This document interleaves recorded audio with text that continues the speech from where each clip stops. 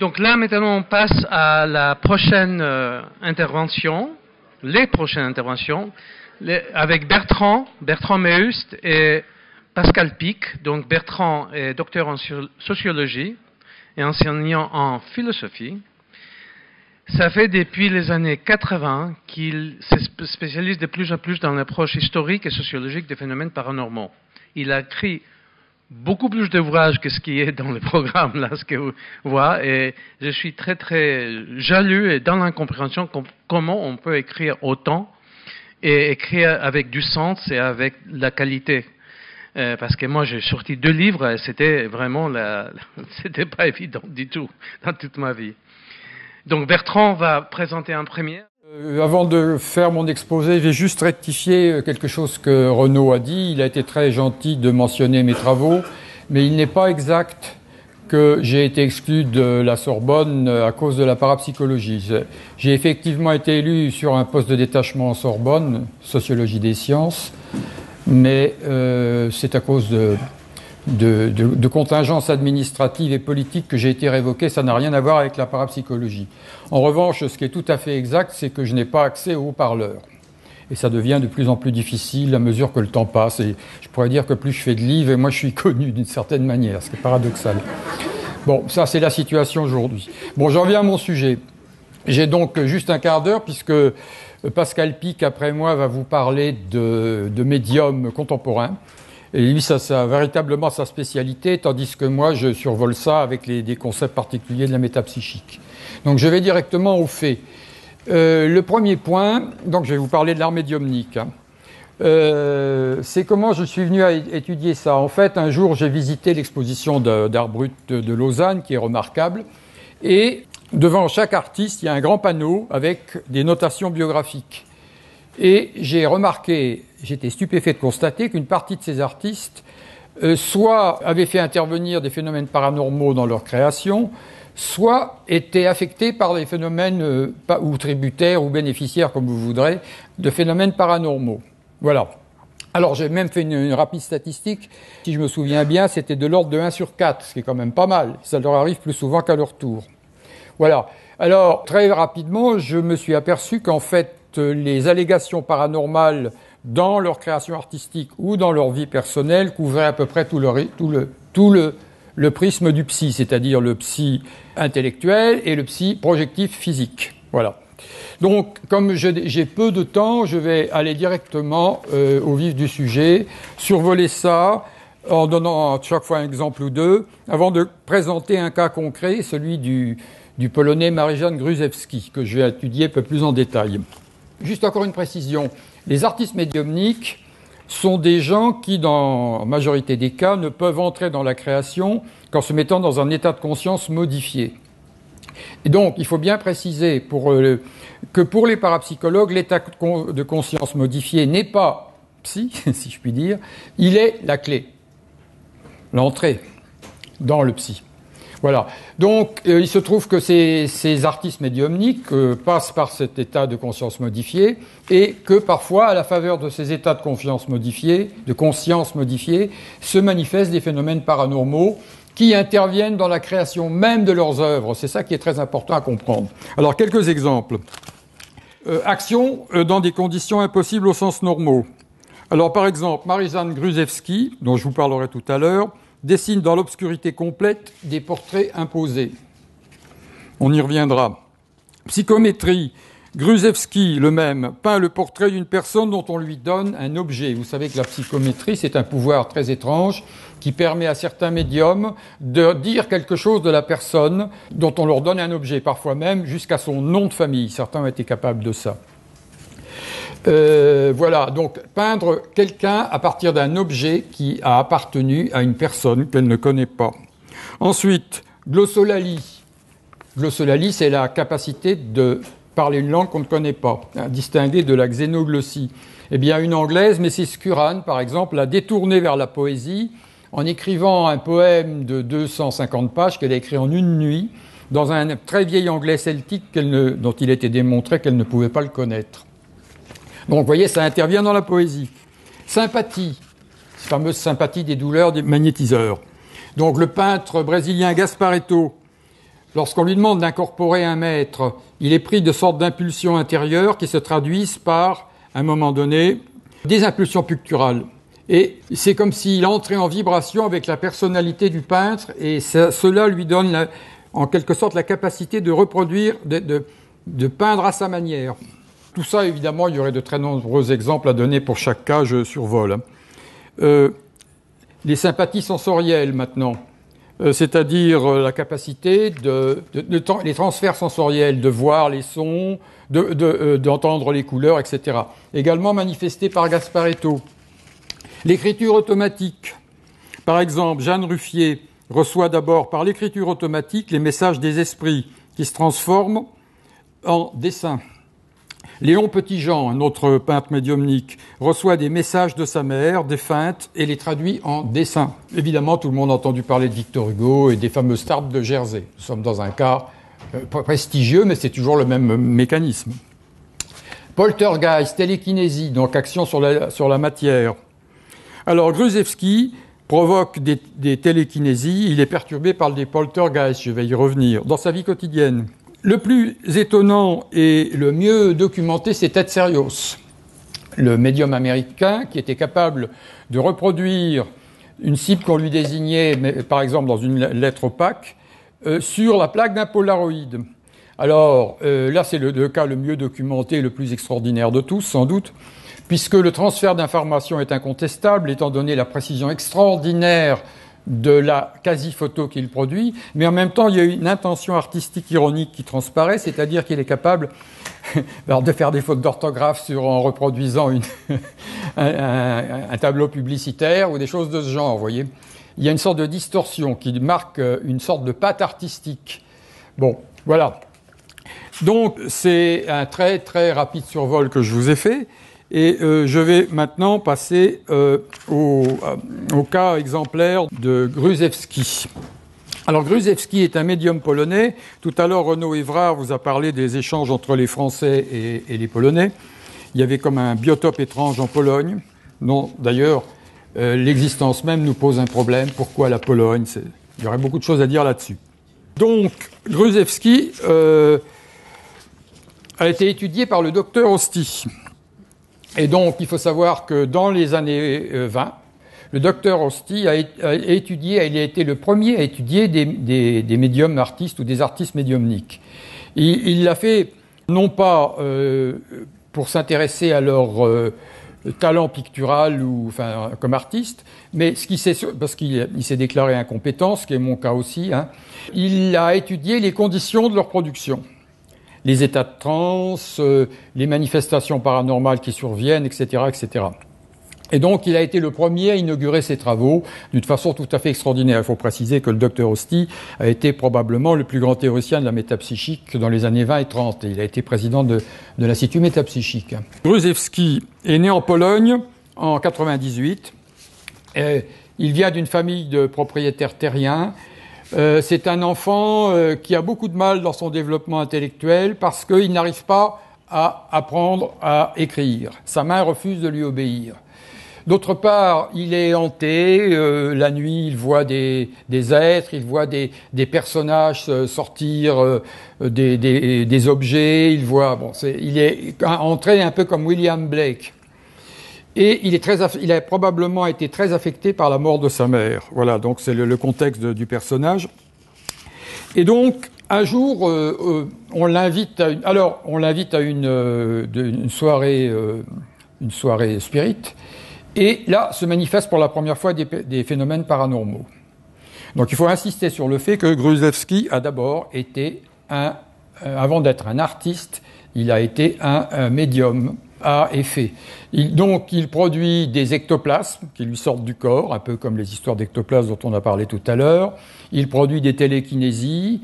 Donc, une gamme assez complète. Il a des visions du futur et ainsi de suite. Voilà, ça c'est le médium. Et puis, un jour, pendant une séance, une voix s'adresse à lui et lui dit « Ce que tu vas faire, c'est devenir peintre ». Et à partir de ce moment-là, ça va être l'amorce de sa vocation artistique. C'est surtout un très grand dessinateur, d'après ce que moi je peux percevoir, un dessinateur assez exceptionnel. Alors, je vais vous montrer, donc parmi les capacités qui se manifestent dans l'exercice même de sa fonction artistique, c'est celle de peindre dans l'obscurité la plus totale. Ou bien de faire le portrait de quelqu'un, d'une personne dont on lui a donné un objet, avec la même acuité que s'il avait la personne sous les yeux. Donc le docteur Osty a produit des conditions artificielles pour tester ça. Il lui a imposé des sujets, il l'enfermait dans une pièce sombre. Donc voilà, un jour, il a enfermé un monsieur dans une pièce sombre qui allait servir de modèle. On a introduit Gruzewski dans la pièce, bien entendu, sans qu'il ne sache de qui il s'agissait, une personne qu'il n'avait jamais vue, qu'il ne connaissait pas. Et il a fait le portrait. Je vais vous montrer maintenant ce que ça donne. Voilà. Ici, vous voyez en bas le modèle qui pose, c'est Monsieur de Saint-Ville, un proche d'Osty. Et au-dessus, vous voyez son portrait. Et vous pouvez constater que c'est absolument saisissant. Il n'y a aucun doute possible. Et ça a été fait dans l'obscurité totale. Alors, il était également capable de faire la même chose sous forme de psychométrie, c'est-à-dire on lui donnait un objet et il reproduisait le tableau. Alors, il y a un Anglais, soit dit en passant, qui s'appelle Polge, P-O-L-G-E, dont on m'a montré des œuvres comme ça reproduites dans les conditions analogues, qui obtient à peu près le même résultat. Voilà, alors, très rapidement sur les conditions dans lesquelles il peignait. Pour gagner du temps, je vais vous lire. C'est en modifiant son rythme respiratoire que Gruzewski, en général, entre en transe. Dans cet état, il improvise des vers et de la prose sur des thèmes qu'on lui propose. Il dessine, il peint. Ces séances d'improvisation, dont la puissance frappe les spectateurs, durent de 10 à 15 minutes. Sa respiration devient haletante et la manière même avec laquelle il réalise ses portraits, indépendamment de leur valeur artistique, ne manque pas de surprendre. Il entre en transe en quelques minutes en modifiant sa respiration qui reste haletante. Sitôt en transe, le corps secoué de spasmes, il s'empare d'un crayon et se met à dessiner avec des gestes si brusques et si désordonnés que les témoins s'attendent à un résultat chaotique. Mais ils sont toujours surpris de la finesse de ce qui sort de ce corps à corps avec le papier ou avec la toile. De plus, la séance se passe en général en lumière rouge ou dans l'obscurité totale. L'artiste préfère ces conditions sans doute parce qu'elles favorisent l'apparition d'un état de conscience modifié. Même totalement privé de lumière, le jeune peintre polonais peut dessiner des portraits et effectuer des peintures à l'huile. Alors que ce point fort surprenant a été établi d'une manière incontestable par le docteur Osty. Donc voilà, c'est un exemple. Alors, il faut aussi préciser que la facture de ces dessins va s'améliorer au cours du temps. C'est-à-dire que il va continuer de travailler avec la transe, mais son art l'art qu'il produit en état de non-transe va lui-même s'améliorer. Il y a comme une dialectique permanente entre les deux états. Osty a repéré qu'en fait, il y avait deux états de transe chez Gruzewski. Donc, une transe profonde qui dure entre 20 et 40 minutes, pendant laquelle il se trouve en grande partie isolé du monde extérieur et dont il ne lui reste aucun souvenir. Et une transe superficielle à la faveur de laquelle il perçoit la lumière et les sons et qui dure seulement quelques minutes. La première est réservée aux grands travaux, la seconde aux petits. Commentaire d'Osty. On dirait que le psychisme de Gruzewski ajuste l'état psychologique de transe quant à sa durée et à son intensité au but à atteindre, tel le chirurgien faisant de la petite et grande anesthésie, suivant l'importance de son intervention. Je trouve que l'image est assez extraordinaire. De la petite transe, l'artiste polonais sort spontanément. En revanche, il faut le tirer de la transe profonde par des artifices comme ont réveillé les somnambules, par exemple en leur soufflant sur les yeux. En général, il entre en transe volontairement, mais il lui arrive d'y plonger sans le vouloir. Il suffit par exemple de regarder un tableau inachevé pour s'oublier et s'immerger dans l'œuvre en cours. Donc, comme je vous le disais, son métier n'a cessé de progresser de cette manière dialectique, puisque... Alors, ce que constate Osty, si vous voulez, c'est que cette inhibition qu'il avait d'écrire, il ne pouvait la lever qu'en état de transe. Il ne pouvait la lever qu'en état de transe. Là, dans cet état particulier, il retrouvait la capacité de peindre, et cette capacité a, chez lui, explosé. J'ai oublié de vous lire un texte qui est assez remarquable. D'un seul coup, sans préalable, sans culture préalable, sans aucun entraînement, c'est quelque chose de tout à fait étonnant. À l'instant même où il fut sollicité, donc la première fois qu'il s'est mis à peindre en état de transe, le phénomène se manifesta. La main, jadis rebelle aux injonctions de la volonté, donc il ne pouvait pas écrire, tout de suite dessina. Ce fut l'éclosion subite, puis le rapide épanouissement du don de dessin et de peinture. Ce fut le jaillissement de connaissances semblant inexistantes chez Gruzewski. L'emploi du crayon, puis des pinceaux, puis des pastels, l'usage des couleurs, la connaissance de l'anatomie des formes humaines et animales dans leurs aptitudes statiques et dans leurs mouvements. Voilà, tout ça a jailli brutalement. Donc le côté intrusif et jaillissant de ces phénomènes est absolument stupéfiant. Voilà. Donc j'en viens aux conclusions d'Hosty. Je ne peux pas entrer dans les détails de ce qu'il en tire pour la structure même des phénomènes parapsychiques parce que ça me prendrait trop de temps. Et voilà, écoutez bien cette conclusion qui est très belle. Gruzewski, enfant et adolescent, fut un être chez qui le plan fonctionnel conscient du psychisme manquait des qualités qui en assurent l'ordinaire, tandis que le reste du psychisme, le subconscient, ce mot étant employé ici dans un sens le plus large, tandis que le subconscient prédominait. Par la mimique de sa main, le subconscient semblait dire « Si vous voulez que quelque chose de bon sorte de Marie-Jeanne Gruzewski, c'est à moi qu'il faut vous adresser.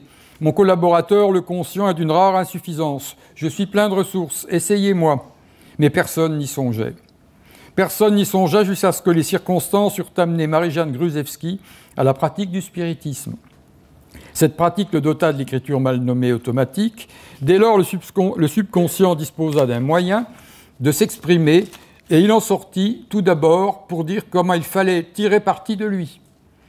C'est-à-dire, la première transe s'est manifestée, l'entité qui parlait à Gruzewski, en quelque sorte, a commencé par lui apprendre à peindre, si on peut dire. Sous la signature d'une personnification supposée guide, entre guillemets, il ne tarda pas de faire écrire à la main « Il faut maintenant la mise en transe ». Voilà, c'est comme ça que ça s'est manifesté pour la première fois. C'est la main qui a écrit « Il faut maintenant la mise en transe ». C'est-à-dire l'éclipse totale, l'abdication définitive du plan fonctionnel conscient inhibiteur de l'activité latente du psychisme. Et désormais, il fut prêt à répondre aux sollicitations diverses qu'on lui fit. En demandant aux esprits, entre guillemets, de produire ce dont on croyait l'homme incapable, on le fit produire à Gruzewski. Alors, juste une conclusion pour finir. Ce qui est frappant quand je fais le bilan de toutes ces recherches, que j'ai à peine esquissé en réalité, mais que j'aimerais bien poursuivre, c'est le caractère instable et mixte de l'expérience artistico-médiumnique. C'est ça qui donne le plus à penser. On passe d'un registre à l'autre, ça marche dans les deux sens. À la suite de circonstances fortuites, on peut d'abord être artiste et devenir médium. C'est le cas de Pascal Fortuny, un des grands voyants de la métapsychique, qui a d'abord été peintre, et qui, à la suite du décès de son fils tué à la guerre en 1918, a eu une expérience d'écriture automatique et c'est parti comme ça. Mais on peut, c'est le plus fréquent, être d'abord un médium à effet, comme Gruzewski, et devenir artiste. Parfois, les deux manifestations sont présentes chez la même personne et une personne oscille de l'un à l'autre. Parfois, on entre par l'art ou on entre par la métapsychique. Donc, la conclusion vers laquelle, semble-t-il, on doit aller, c'est que le psy est intimement lié au mécanisme de la création. La même pulsion peut se manifester de deux manières. C'est pas possible qu'il en soit autrement, étant donné que, je vous dis, la quantité des artistes médiumniques qui ont eu des expériences paranormales qui sont recensées dans le musée de Lausanne, qui est le meilleur musée sur ces questions à l'heure actuelle. Voilà, eh bien, je vous remercie. Donc, s'il y a des questions, des commentaires, des réflexions, Bertrand, tu peux venir ici aussi. Une question pour Bertrand. Vous avez cité la technique d'induction de la transe du polonais, donc apparemment c'est une forme d'hyperventilation. Est-ce que vous avez... existe-t-il quelque part une étude des diverses techniques d'induction de transe utilisées par les artistes ? Ou est-ce qu'il est possible d'avoir plus d'informations sur les phénomènes déclencheurs de transe ? Donc hors d'un contexte de croyance ou de rituel classique. Sur les techniques d'induction de trans, il y a une immense littérature. Pour ce qui concerne les artistes, honnêtement, je ne sais pas. Pascal me dit que Jean-Claude a travaillé là-dessus. Jean-Claude, justement, dans le fameux livre Les chamans de la presseur que j'évoquais tout à l'heure, en fait, le livre est basé là-dessus. C'est-à-dire, c'est le pivot du livre où, justement, il va repêcher dans les expériences du LSD, dans les états transiques, les phénomènes perceptifs qui ont pu en... Et donc, en fait, c'était un peu le point de... Pour eux, c'était un peu, justement, le pivot scientifique qui permettait au livre, justement, de ne pas trop se faire attaquer. Mais bon, indépendamment de ça, je vous renvoie effectivement à plusieurs pages dans le livre là-dessus, qui sont extrêmement intéressantes. Ok. Et je pensais aussi à Ted Serios, puisqu'on en a parlé. Lui utilisait, il avait son rituel personnel et utilisait un petit tube de carton qu'il appelait le gizmo, je crois, ou quelque chose comme ça. Est-ce qu'on retrouve ce type de comportement chez d'autres artistes? Oui. À propos de Ted Serios, il utilisait surtout le whisky. Au grand désespoir de Jules Eisenbud, qui était un type absolument génial d'ailleurs, qui avait compris que s'il n'avait pas son whisky, il ne ferait pas ses psychographies, et qui donc il fallait le laisser boire. Alors il lui donnait une limite, et puis il surveillait sa tension artérielle. Il avait peur que ça dérape. En même temps, il voulait donner la place. Si vous voulez, aujourd'hui, dans la science actuelle, on pourrait tout simplement plus faire ça. Ça serait considéré comme anti-éthique, etc., etc. Vous voyez les limites qu'on se donne aujourd'hui. En tout cas, dans le cas de Serios, c'était clair que c'était le whisky. Le gizmo, oui, c'était une sorte de truc de petit carton qui lui servait à concentrer. C'est comme s'il voulait photographier l'intérieur de son cerveau, si vous voulez, un peu. Peut-être ça servait aussi à isoler de la lumière extérieure, vous voyez, il se focalisait sur le tube. Et généralement, Hugo, il y a cette tradition. Je mentionnais l'état hypnagogique tout à l'heure. Ça, c'est un des états qui sont soit sciemment, soit non, qui ont été utilisés par beaucoup d'artistes, surtout dans la littérature, je pense, de rentrer dans cet état un petit peu intermédiaire, ou les rêves aussi, comme autre état. Je dirais, quand on parle de utilisation, c'est parce qu'on cherche à s'inspirer activement, et pas simplement que je me souviens de mon rêve de temps en temps. Donc, il y a des rituels, mais je ne sais pas s'il y a eu une sorte d'enquête formelle sur art et trans ou oui, il y a beaucoup de choses modalités. On a l'impression qu'on en est un peu resté sur ce plan aux travaux du docteur Hosty dans les années 20 et 30. Oui. Donc c'est toute une branche de recherche qui a été interrompue du fait que la métapsychique a longtemps été perçue comme quelque chose de sulfureux ou de ringard selon les chapelles. Ma question serait un petit peu collective, on aurait presque pu intégrer aussi M. Évrard. Comment expliquez-vous, parmi ces médiums et ces, appelons-les, artistes médiumniques, l'importance du berceau polonais et Europe de l'Est? Parce que tout à l'heure, dans le spiritisme, on a parlé du renouveau du spiritisme en France, mais à la même époque, ça se fait aux États-Unis, et ça se fait aussi par des gens qui viennent d'Europe de l'Est. C'est souvent couplé à l'ésotérisme. Vous avez tout le courant de Helena Blavatsky, par exemple, et de la théosophie aux États-Unis. En Europe, vous allez avoir Gurdjieff. Comment se fait-il qu'on redécouvre à la fois une forme de métaphysique, d'ésotérisme et de paranormal via ce qu'on appelle maintenant l'Europe de l'Est, en gros ce qui correspond à la Pologne, l'Ukraine et ces pays-là? Est-ce que vous avez une explication? Moi, là-dessus, j'ai une idée assez précise, enfin assez relativement précise. Non, j'ai commencé par une boutade du docteur Larcher qui disait que la Pologne n'a pas brûlé ses sorciers et ses sorcières. Donc, ça n'a pas été interrompu, tandis qu'ici, vous savez ce qui s'est passé. Ici, et puis en Europe de l'Ouest, quoi, en Allemagne, etc.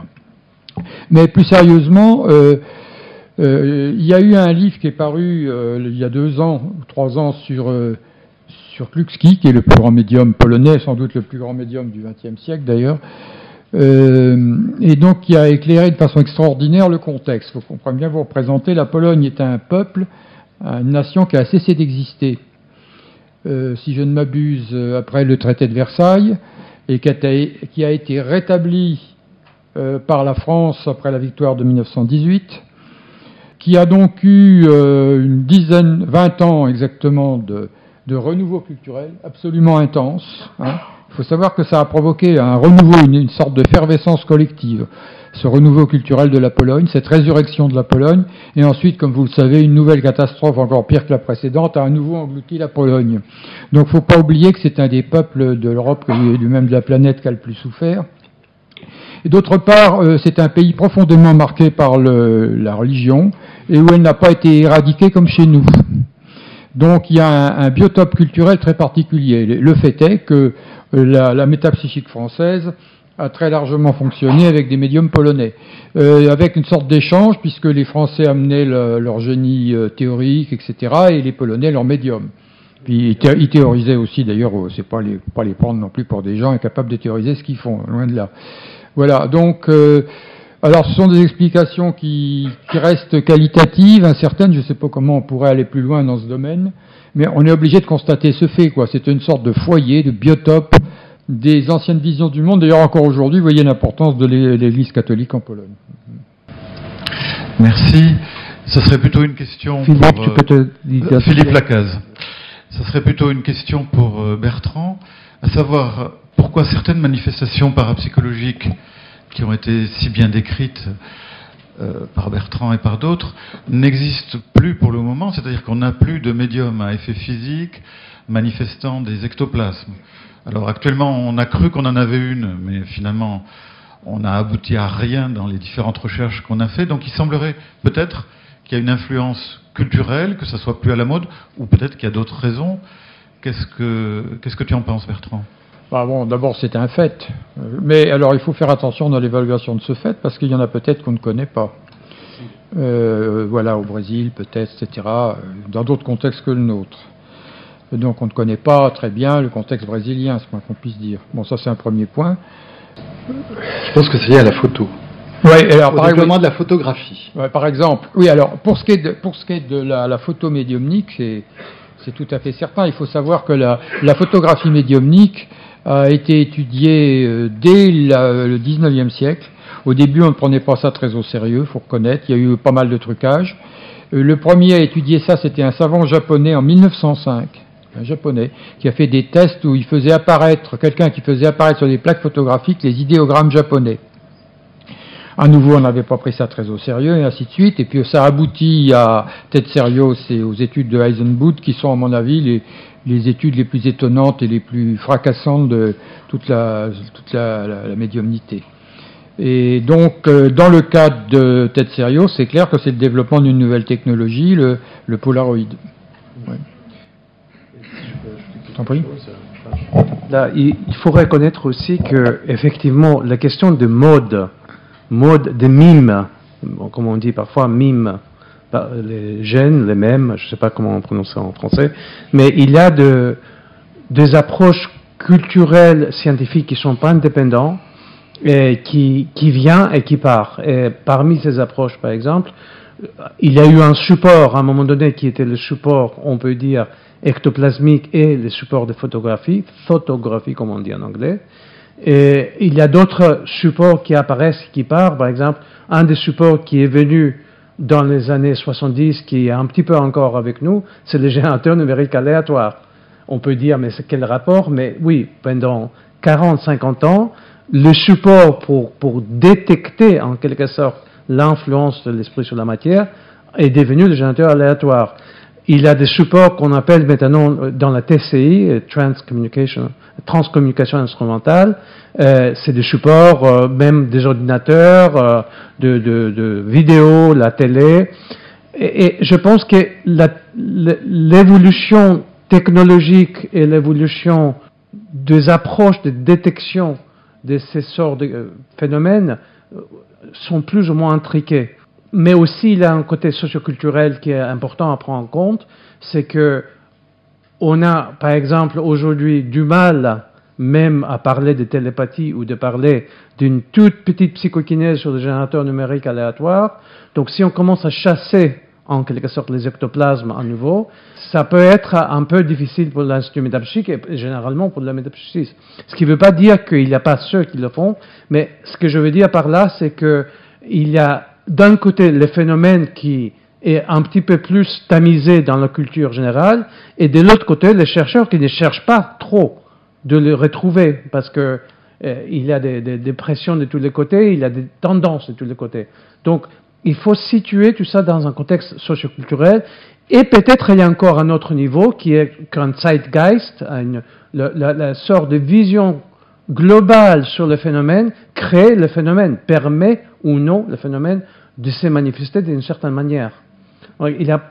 Je pense par rapport à cette question qui est, à mon avis, la question à poser, on voit les interactions entre l'espèce collective, la partie collective de la question, comment on co-crée la réalité de ce phénomène, et les manifestations individuelles. Et ils ne sont pas indépendants, à mon avis.